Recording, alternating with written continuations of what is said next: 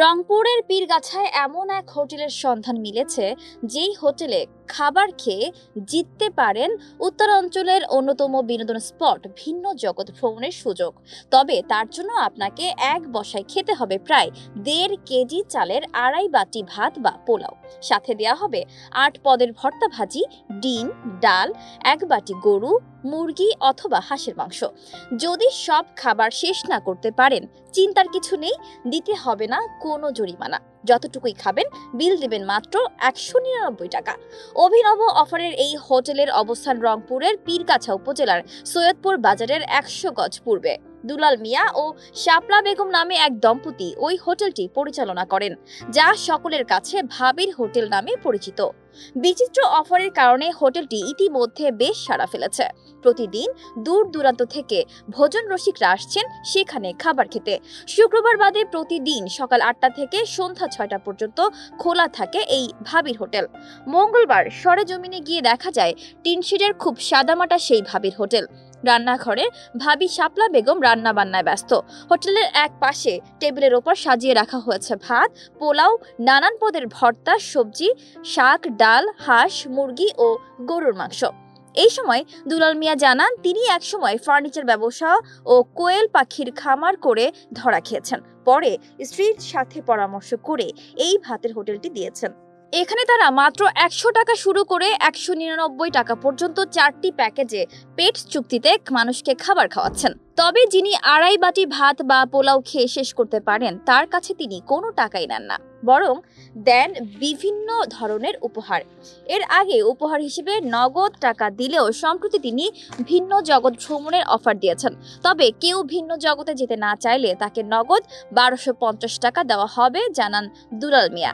তিনি আরো জানান তার হোটেলে তিনি ফকির মিসকিনদের ফ্রিতে খাওয়ান। এমনকি কেউ যদি এসে বলে তার কাছে খাওয়ার টাকা নেই, তাকেও তিনি ফ্রিতে খাওয়ান। আমার ছিল কাঠের ফার্নিচারে প্রচুর টাকা লস খাওয়ার পরে আমি কোয়েল পাখির ফার্ম দিয়েছিলাম। ওখান থেকে আমার দেখা যায় কোয়েল পাখি বহুত মারা যাওয়ার পরে ওখানেও ক্ষতিগ্রস্ত।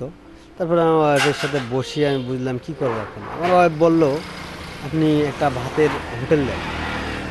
তারপরে এই ভাতের হোটেলটা দিলাম আমি আমাদের নিজস্ব জায়গা। এখানে ভাতের হোটেলটা দেওয়ার পরে মোটামুটি আলহামদুলিল্লাহ খুব ভালো চলছে, লোকজন দূর দূরান্ত থেকে আসে।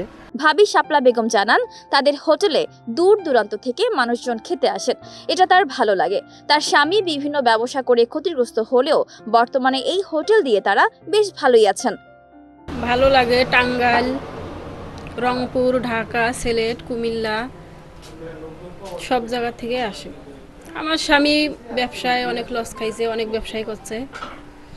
এখন ভাতের হোটেল দিয়ে আল্লাহ দিলে ভালোই চলতেছে। ভাবির হোটেলে বর্তমানে 3 জন কর্মচারী কাজ করছেন। তারা জানান তারা সেখানে কাজ করে বেশ ভালোই বেতন পাচ্ছেন। তাদেরকে নিয়মিত বেতন দেওয়া হয়, তাদের সংসারও বেশ ভালো চলছে। আমি দীর্ঘ 1 বছর যাবত এখানে আছি ভাবির হোটেলে। এখানে আমার মাসিক ইনকাম 18,000 টাকা। সকাল 8টা থেকে বিকাল 5টা পর্যন্ত আমার ডিউটি, যা অন্য কোথাও নাই। এই ফ্যাসিলিটি এখানেই শুধু আছে।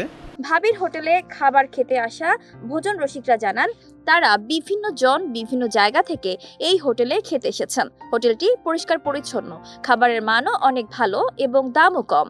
অভিনব অফার ও মানসম্মত খাবারের কারণে দিন দিন এই ভাবির হোটেলের সুনাম চারিদিকে ছড়িয়ে পড়েছে। এই ধারা অব্যাহত রাখতে হোটেল মালিকের প্রতি অনুরোধ জানান ভোজন রসিকরা। আমি এসেছি গাইবান্ধা থেকে।